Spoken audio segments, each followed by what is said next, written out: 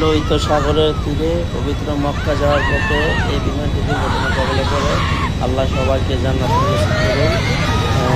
অনেক দুর্ঘটনা, একটা বড় একটা দুর্ঘটনা হয়েছে পবিত্র মক্কা নগরীতে যাওয়ার সময়। বিমানটি লোহিত সাগরের দিকে এটা আগুন লেগে যায়, যাত্রী সবাই মারা গেছে।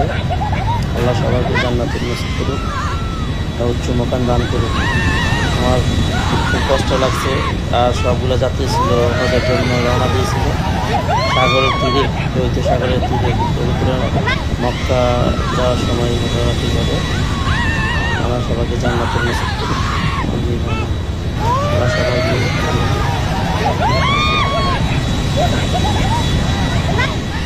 খুব কষ্টকর এমন দুর্ঘটনা, আর বিমান দুর্ঘটনা হলেও মানুষ বাঁচে না, খুব কষ্টকর।